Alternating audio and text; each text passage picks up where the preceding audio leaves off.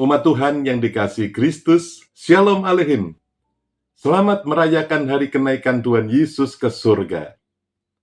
Saya mengajak kita semua untuk merenungkan firman Tuhan yang berjudul Tuhan Yesus naik ke surga, dengan dasar dari Lukas 24 ayat 50 sampai dengan 53 yang demikian. Yesus membawa mereka keluar kota sampai dekat Betania. Di situ ia mengangkat tangannya dan memberkati mereka.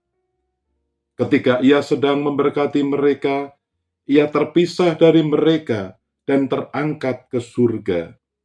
Mereka sujud menyembah dia, lalu pulang ke Yerusalem dengan sangat bersukacita. Demikianlah firman Tuhan. Berbahagialah setiap orang yang mendengarkan firman Tuhan dan yang melakukannya.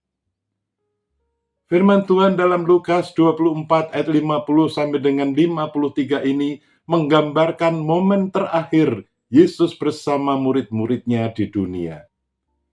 Ia membawa mereka ke dekat Betania, mengangkat tangannya dan memberkati mereka. Dan saat ia memberkati, ia terangkat ke surga. Mereka sujud menyembah dia, lalu pulang ke Yerusalem dengan sangat bersukacita. Mari kita merenungkan beberapa kebenaran penting dari peristiwa ini. Pertama, Yesus naik dengan memberkati. Hal terakhir yang Yesus lakukan sebelum naik ke surga adalah memberkati murid-muridnya. Ini sangat penting. Yesus tidak meninggalkan mereka dalam ketakutan, tetapi dalam berkat. Tangannya terangkat bukan untuk menghakimi, tetapi untuk menguatkan dan menyertai. Artinya hidup orang percaya berada di bawah berkat Kristus. Kita tidak berjalan sendiri, tetapi dalam penyertaannya. Bahkan ketika kita tidak melihat secara fisik, berkatnya tetap nyata. Seringkali kita merasa Tuhan jauh, namun firman ini mengingatkan kita, kepergian Yesus justru disertai dengan jaminan berkat. Kedua, kenaikan Yesus adalah tanda kemenangan. Kenaikan Yesus bukanlah kekalahan atau kepergian tanpa arah, Ini adalah kemenangan. Ia telah mengalahkan dosa melalui salib. Ia telah mengalahkan maut melalui kebangkitan. Dan kini ia kembali dalam kemuliaan kepada Bapa. Yesus naik sebagai Raja yang menang.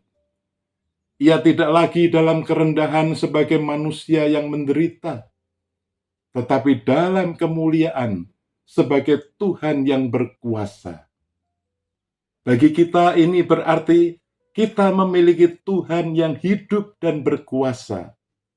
Doa kita tidak sia-sia, karena Ia memerintah. Hidup kita berada di tangan Raja yang menang. Ketiga, respon murid-murid sukacita, bukan kesedihan. Menarik sekali, Alkitab mengatakan bahwa setelah Yesus naik, murid-muridnya pulang ke Yerusalem dengan sangat bersukacita. Secara manusia, seharusnya mereka sedih karena ditinggalkan. Tetapi mereka justru bersukacita. Mengapa, saudara? Karena mereka mulai mengerti bahwa kenaikan Yesus adalah bagian dari rencana Allah. Yesus tidak benar-benar meninggalkan mereka. Ada janji yang akan digenapi, yaitu Roh Kudus, Roh kebenaran, Roh penolong yang akan menyertai mereka. Sukacita mereka tidak tergantung pada kehadiran fisik Yesus, tetapi pada iman bahwa Ia tetap menyertai. Ini menjadi pelajaran penting bagi kita. Sukacita tidak tergantung pada keadaan, tetapi pada relasi kita dengan Kristus. Hari ini, mari kita memperbarui iman kita.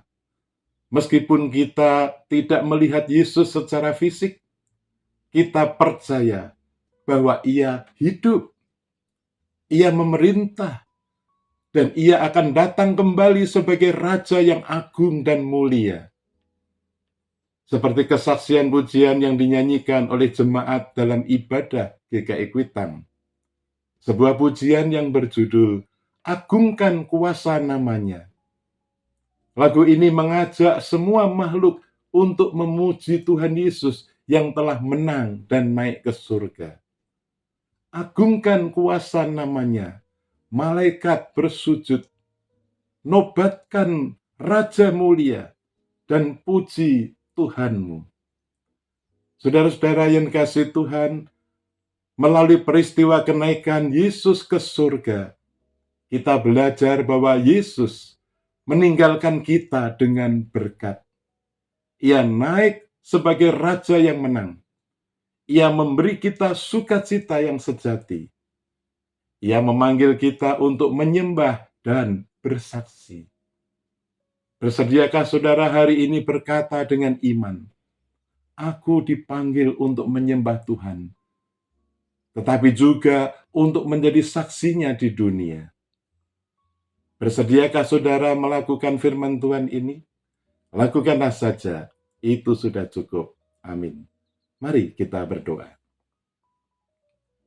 Bapa kami yang di surga, Bapa yang kami kenal dalam Tuhan Yesus Kristus, kami sebagai jemaat-Mu sangat bersyukur dan memuji Engkau yang telah bangkit dan naik ke surga.